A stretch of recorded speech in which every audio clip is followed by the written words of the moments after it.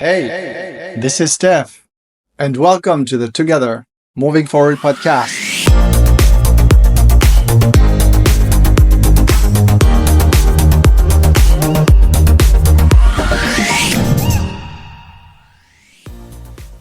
Hello, everyone. I'm Stef Vachon, and I'm a human being.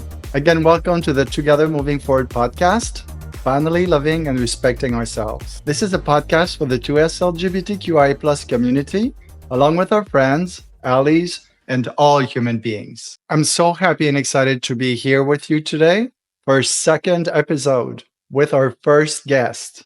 To start, I need to say that I'm not a psychologist, a specialist, or someone with a college degree. I'm just a regular guy here to share with all of you and support each other. I won't tell anyone what to do or how to do things. Instead, I'll share my journey and we all share our journeys together. We'll learn from each other how to move forward. Before we meet our guest, I have a little story I would like to share with you. If you listen to our first episode, I talked about the freezing moments I've been working on and improving so much. If you haven't listened to it yet, I invite you to check it out.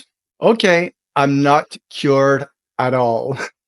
Of course, I made a lot of progress with these freezing moments, but because I went through so much trauma in my childhood and carried it for too long, there are still situations that can trigger them. Skating has always been and still is a big part of my life. My husband, my son, and I often go skating outside here in the old Montreal. It's such a magical place. There's like a big Ferris wheel, and then you can see the downtown, and it's quite amazing. So one day I went alone with my son, and then I had my figure skates on, which is a place that is totally triggering me because I'm in a public place. I'm the only one with my figure skates, and I'm there to skate with my son. And then I'm having fun, and that happened actually last winter. I'm just starting to skate again, and I'm having such a great time, and I'm going and doing edges and being a figure skater. And then after a few minutes, I realized that there's a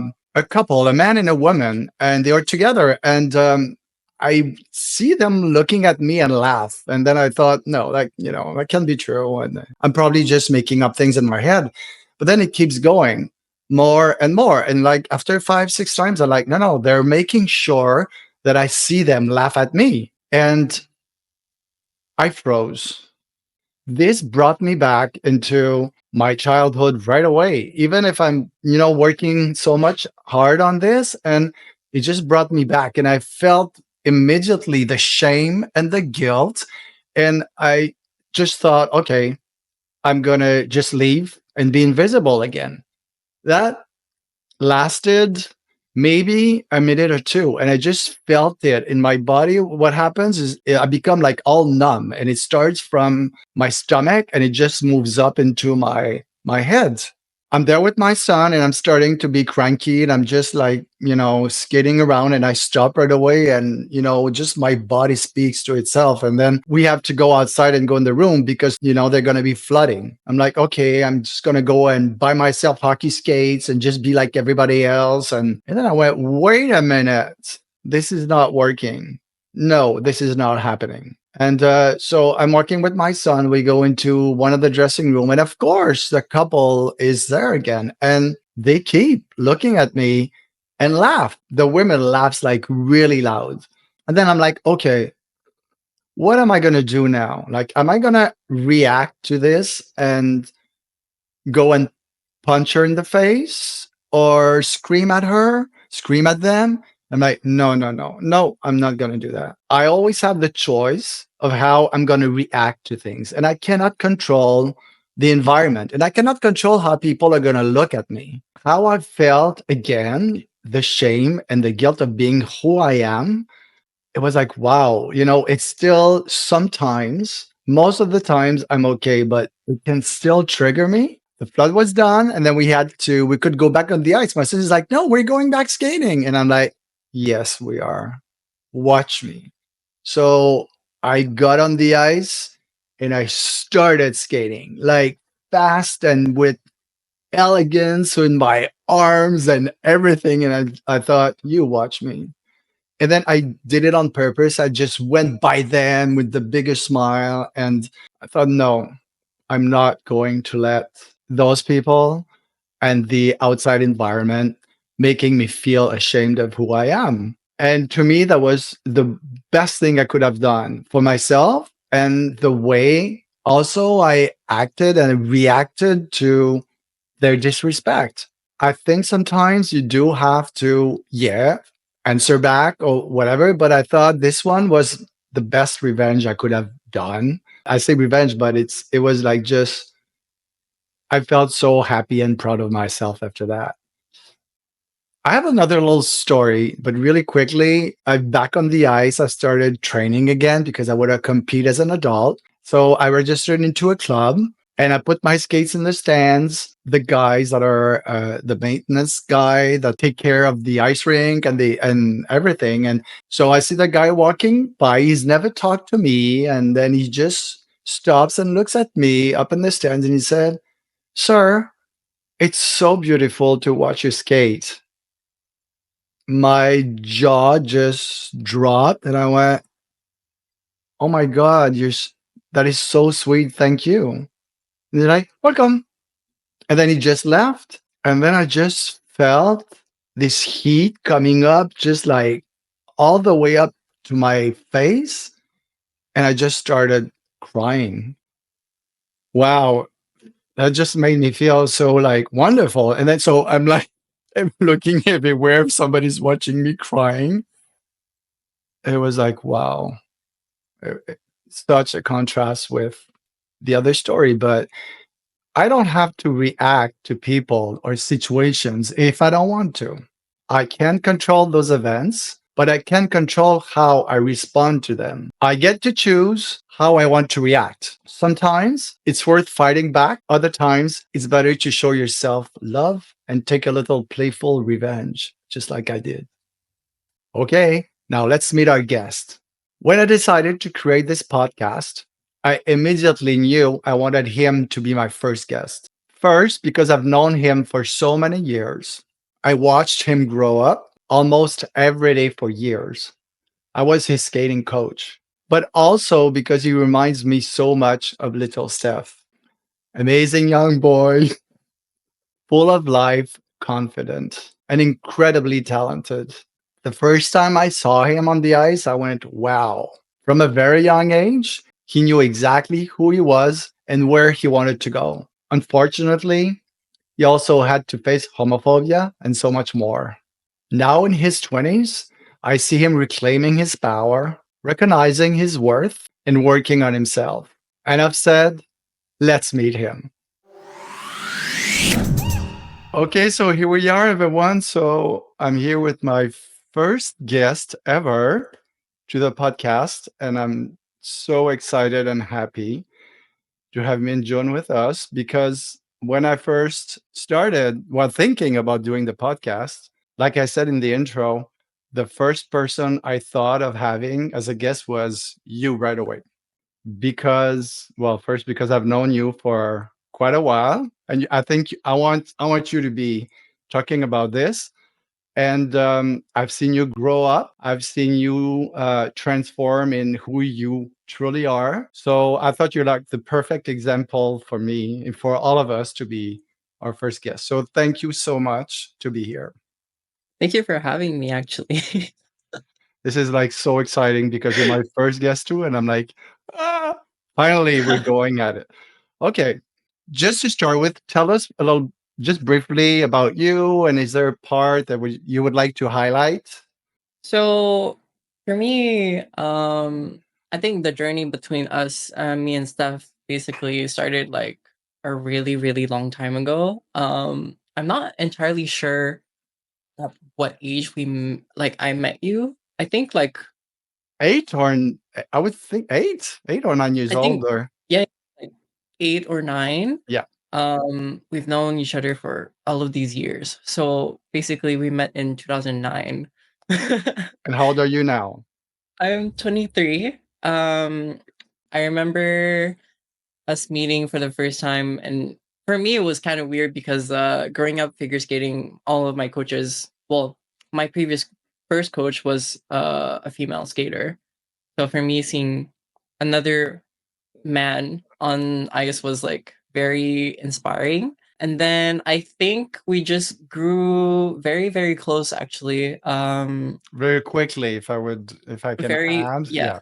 very quickly. I looked up to you a lot. It was just very comforting. And I think over the years I saw Steph as like a father figure, also my mom figure, because my parents were very absent in most of my life, except when it came to like skating and stuff, my mom was very involved. But either way, I would spend much of like most of my time with my skating coaches, Mhm. and most of them would be with Steph. So I'm very grateful. Like I think you're gonna be my forever non-related father.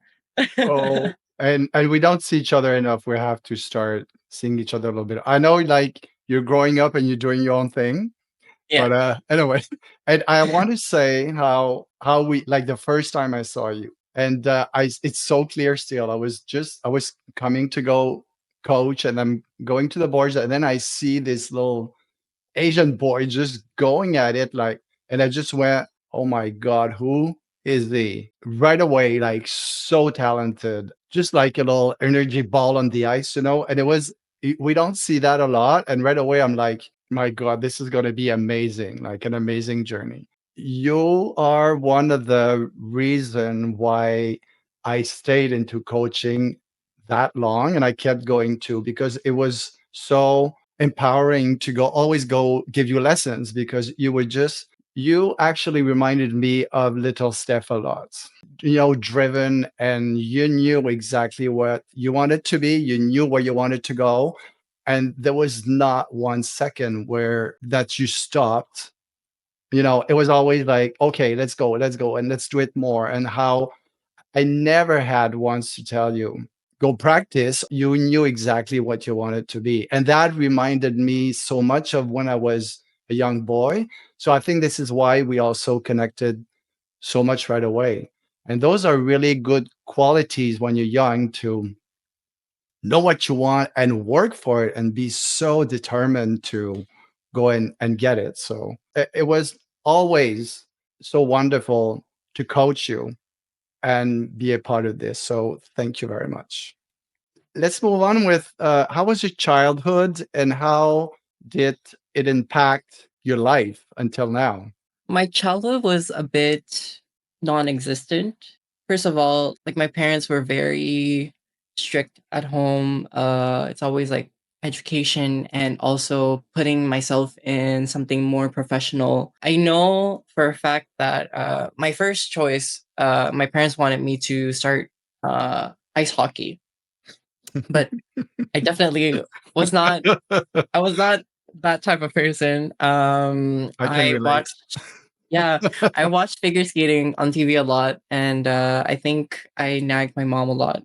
I was like about 3 years old. Figure skating kind of started for me really young. So at the age of 3, I started figure skating, and then for years it was always school, and then you go skating, and then you come back home. I Also, remember that you were talking to me once about your relationship with your parents, how you felt like you had to be the adult one. Do you want to yeah, talk about it a little bit? yeah. So, I mean, growing up with my parents, in an Asian household, most kids have to grow up really fast. We're very independent. If anything, I kind of parented my parents, which sounds wrong, but like they are who they are now because of me. Hmm. Um, they weren't very educated much on Canadian values or anything outside of Asia, basically. They're very strict on their own values. Hmm. And at some point, I had to educate them on, like, hey, this is how Western people live, and this is how Western people think. You might have to adapt to this new society because the world's not going to be revolving around you anymore. Hmm. And how was your relationship with your parents? Like, were you close to them? How did they treat you as a young boy? Maybe, you know, with figure skating, and maybe not coming out yet, but how was that? My parents knew from a very young age that I was a bit different. You know, they did try to like, hey, you have to be a certain way. Like, don't act this way. Don't act that way. You have to Mm-hmm. be more boyish. Or they also put a lot of pressure on me. So I would say growing up, I wasn't really close to my parents. I felt like they were more, I felt more like I'm living under their roof, but like I have to do my part in order to stay at home. Mm-hmm. Um, I wasn't very close to any one of them, but growing up, I was definitely closer to my mom. My dad, on the other hand, we've had a very negative relationship ever since I was born. Basically, I still don't really know about him till this day. I remember your mom being there all the time. You know, she was Yeah, with skating. She was involved, but yeah. at some point, how did she treat you? Before I came out, I know she was very strict. Like I said, she told me how to act in front of people, how to act with family. And the moment that big reveal came out, you know, I first of all, it wasn't by choice. I was actually outed by a cousin that I don't really associate with anymore. Mm-hmm.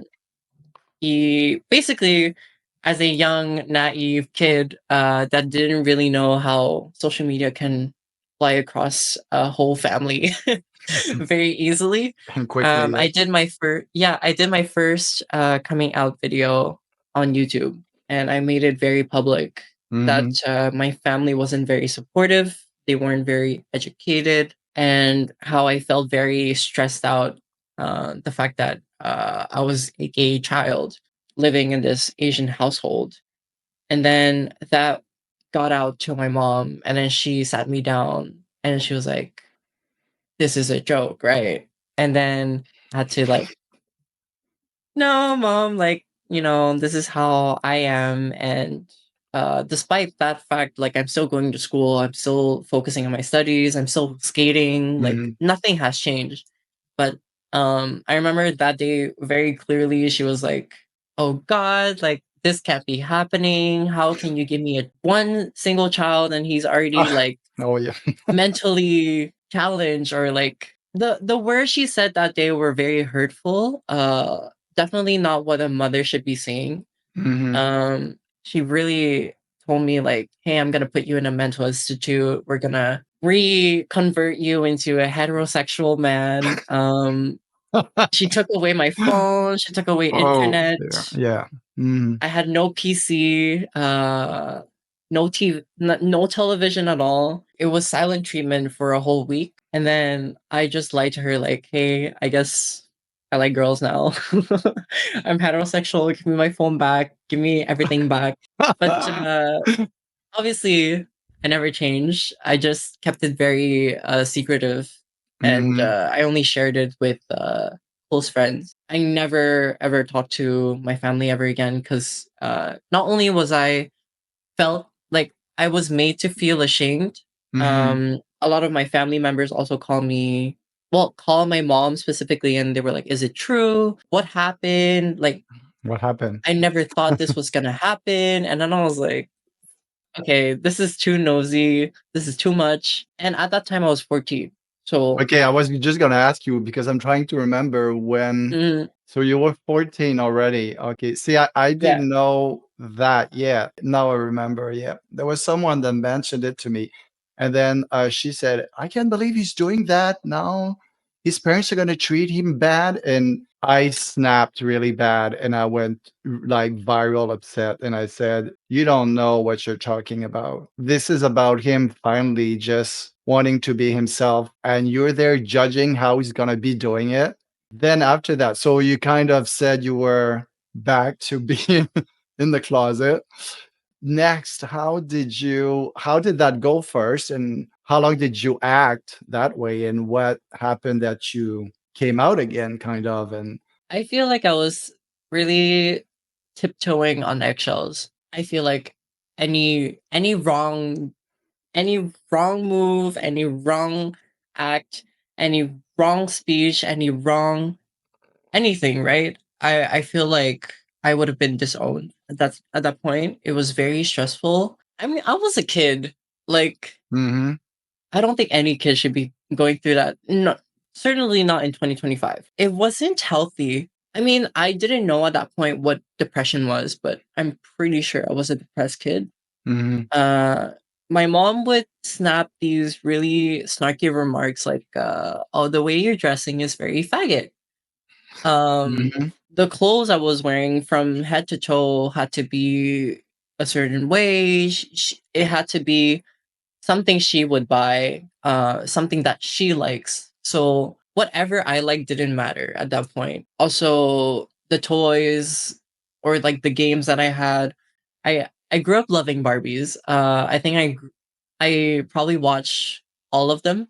My mom was weirded out, but she kept buying the Barbies. She was like, "Oh, like maybe he'll grow out of it." I really wanted to watch I think it was called like Polly Pockets. It was like this animation made for like really young girls. It was like this blonde girl with like a ponytail. She was living in this like perfect like world where she's like super popular. I really wanted to get into it. So I grabbed the DVD and I was like, "Mom, can I please get this movie because I really want to watch it." And then she was like, "You know what? No. Like you've been watching too much Barbie. You should be watching something else like Star Wars or like Transformers." And I was like, that's not what I like. I Uh-huh. really want to watch the show. And then she snatched the DVD and then she put it back and she was like, "No is no." And I was like, "Please, like I've been super good. My grades have been like good. Like I've been acting like fine." Typical Asian mom. Wait till we get home. Ooh. I didn't have that good of a teenage year experience. And then at 16, I went back to you actually because I was like, "Hey, things at home are not great." She keeps making these remarks like, "Hey, you look like a faggot today," and like it hurt me a lot. And Of course. at that age, I developed this mentality, this maturity. Like, you know what? This should not be happening anymore. Like, Mm-hmm. I am her only son, only child, Mm-hmm. like blood related. Like, I was born from this woman, and the Mm-hmm. fact that she's treating me this way is not acceptable. All I wanted was really a good relationship with my own mom. Mm-hmm. I wanted to, like go shopping. Like maybe we should go buy makeup together or buy clothes together or like, have a mom and Yeah. son trip, like a girlies trip, right? That's what I dreamed of. And that never happened because of her wanting a normal heterosexual son. Mm-hmm.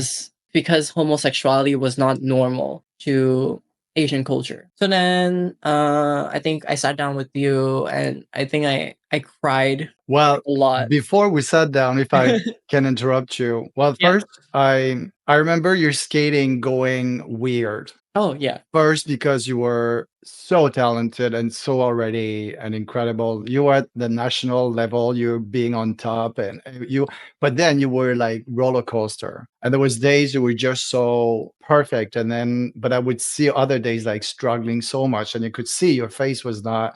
You were not feeling happy, and of course, I could see it in your skating. Mhm. And then that day, we're going to talk about, I was coaching, and then there's an older skater that came to me. She said, "Steph, come in the dressing room right now." And I'm like, "Okay, what's wrong? Okay, is he sick? Like, what's going on?" And she's like, "No, come in right now." And this is when I went in the dressing room, and then you started really confessing how you were feeling and what was going on. The anger that I felt that just came into me, it was like, "Okay, when is your mom coming?" And it was like, "She's coming to pick me up later." I said, "You stay here." I went to tell all the other fellow coaches I was coaching with, "I'm out. I'm going to take care of something right now." And your mom got to the rink, and then we went into the lobby, and I was prepared. I was prepared because with everything you were telling me how you felt so unworthy and depressed. And you shared with me things that I was like, oh my God, this brought me back to my childhood, exactly how I felt in a way. And I want to thank you for this because you gave me a chance. It helped me heal because at the same time, I'm like, I'm going to do something which nobody did for me ever because nobody ever heard me and listened to what I had to say. And I had to go through alone. And I'm like, this is not going to happen for him. I'm going to do something and right now. So, and I knew in a way that I don't know why, but I felt that your mom would turn around and change and do something about it. I don't know why I knew it.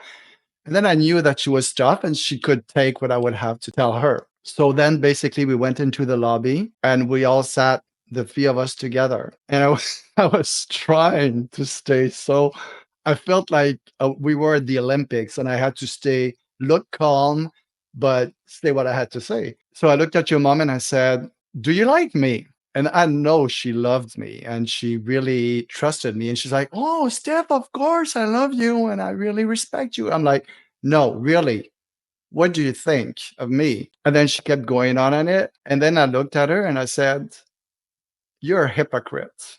I don't know if you remember that. And her Yeah, I face do. just went like this. It was maybe harsh, but and hard, but I knew that she would take it and she would listen. And I said, what do you think of me now as a human being and as a person? Don't you care that I'm gay or, and oh, it's fine. It's all good. I respect you and I still love you and it doesn't change anything. And I said, you're a liar. How do you treat your son? What do you say to your son, your own son?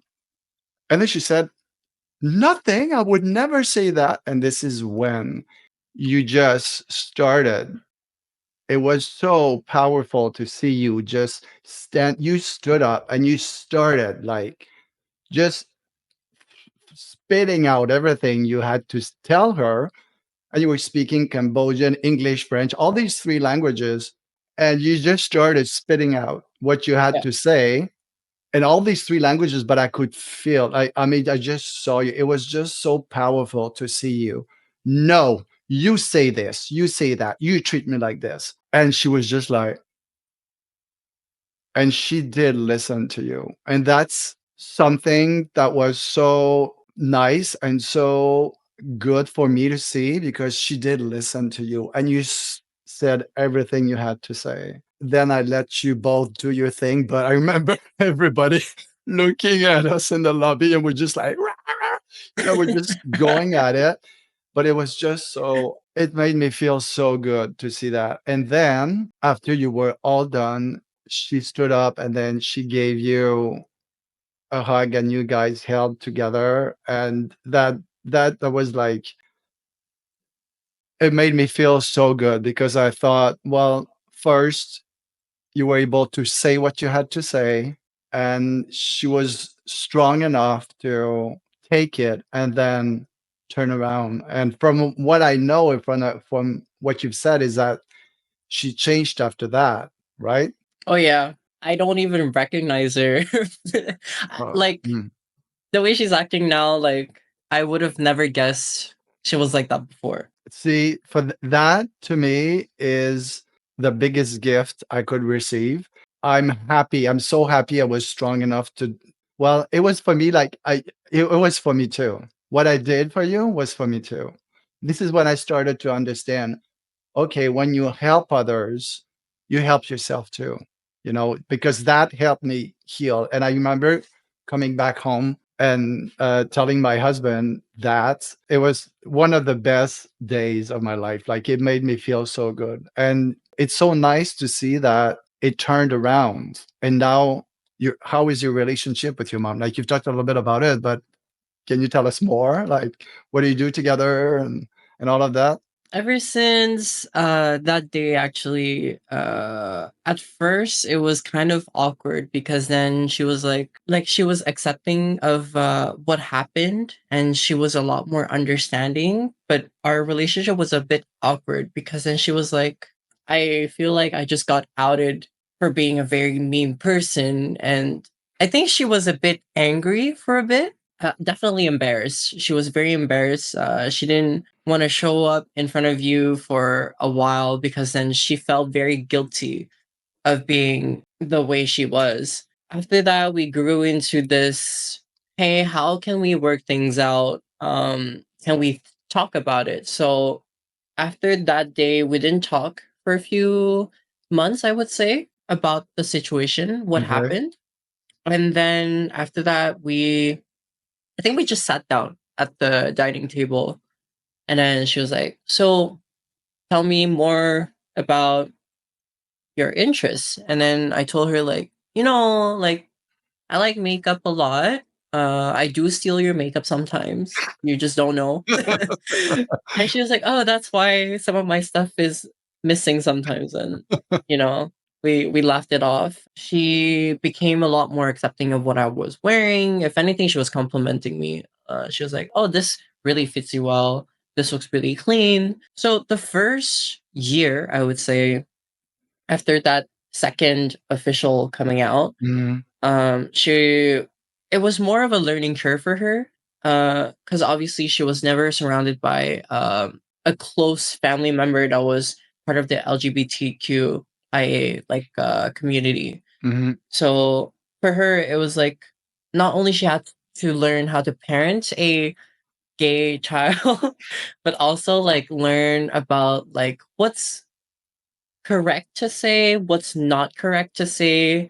That is quite What's amazing, you know? Like Yeah, that warms my heart because for her to acknowledge first, like yeah, when you were saying that she was embarrassed to see me, I I was wondering after that, when is she gonna come and see me again, you know? But just yeah. for that and to acknowledge and then to Mm. start trying to get to know who you are, I think is just amazing. And I kind of knew that she would come around. Like I don't know, I felt it. So that makes me so happy. That's so good. Oh, yeah, yeah, yeah. It made me happy too, but for me it was the opposite though. I felt like she could have retaliated that day. But that's from my perspective because I live with her daily. So Yeah. for me, I felt like she could have acted in a way where she was accepting in front of you and then go back home and she'd be like, Yeah. "What? Like that was not true. I am never gonna accept it." That was my kind of thought in the back of my head. But the fact that she was accepting was very surprising to me. Wow. Um, Today, the woman she is right now is probably the best Asian mom ally to the community. If Wow. anything, she knows about a lot more than I do. um, she follows a lot of uh drag queens, funnily, from Asia, and she's like, "This is like the most beautiful woman I've ever seen." And then I'm like, it's a drag queen." And she's like, "Oh, I never knew. Like they look beautiful." She's very accepting. I'm very thankful for that. If anything, I think she wants to go shopping with me all the time now because I have the best makeup products and the best like skincare products. I think last time we went shopping, I recommended her a lot of makeup, and then I think she's a makeup girly now. I think she's 65 now, and she still wears makeup because of me, basically.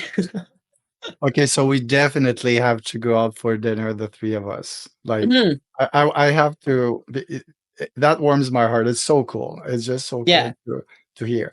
And I haven't seen her in a long, long time, and that would be great. I think we need to do that. I haven't seen her in a long time too. Yeah, now that you're all grown up and you moved out. So, who inspires you, or what inspires you today? I would say Wicked. Cried a lot during that movie. There's a lot of messages from the music in the movie itself. I was a very big fan of Wicked ever since I was young. So back in the days, my mom would take me traveling a lot, and we went to actually Wicked, the live performance. And at that time, I didn't really understand the meaning because I was very young. So I still really loved the show. Recently, I went to watch Wicked in the theaters, And the message that was in the song, specifically Defying Gravity, stuck to me a lot because it's like the message behind it means if you're so different, why are you so scared of defying the norm? And I really loved it. And also the way Elphaba, which is Cynthia, essentially the actress, sang it was so emotional, very, very raw. I would say right now, who inspires me the most would be Cynthia. Ever since that movie, I just replay that song a lot in my head. I would have one last question to ask you, and it would be, what would you want our listeners to take away from this episode? So we're in 2025. People should learn to love each other, respect each other. Also, educate yourselves on the community. We're all human beings and we all just wish to be loved. Let's not create more hate that there is already in the world. I think the world is already a very difficult place to be living in at the moment. There's a lot of things happening right now. We don't need extra hate on anyone else. We're all human beings. We've all evolved the same way. We're all born from the same genetics. We're all born from the same DNA. Each person has a different DNA, but that doesn't mean we're not human as a whole. Be kind to each other. Yeah, educate yourself because there's always a learning curve today, tomorrow, next week, next year, next decade. We have a long way to go. And for our community itself, you could be saying something so harsh to someone and that could end someone's life. And we definitely don't want that for anyone because I've been there and I definitely do not wish anyone else to be living through that because I didn't get the help that I wanted until very late. But I am here today, which is what matters. We're going to go already. I am so thankful and happy you were my first guest. I think you, well, you look awesome. You look like you feel awesome. It's really nice to see. I think there's a really, really strong message that you're sending to everyone here. And we have to get together soon. And yes. We have to call mommy and do something together and tell her that I'm not mad at her. And no, but it would be lovely to see you. Thank you so much. Thank you, Steph, for having me. Wow, wasn't that amazing? What a wonderful soul and a human being. I'm so happy he was my first guest. My dear friends, it's already time to say au revoir just for now. I'll be back next Wednesday with my second guest, someone I recently reconnected with thanks to this podcast. And I couldn't be happier about it. She's an incredible woman, deeply dedicated to our community, with a life story full of wisdom and experience. She has so much to say and share, and she's truly a role model for all of us. You don't want to miss that one. Everybody, share this podcast and spread the good news. Remember, solidarity beats hate. The more we unite, the stronger we become. Because at the end of the day, we are all equally human and we all deserve the same rights. One last thing before I go. Put your hand on your heart. Yes, you, all of us together, and repeat after me. I embrace my authentic self without apology. Yeah, I embrace my authentic self without apology. Dear family, see you next week. Ciao.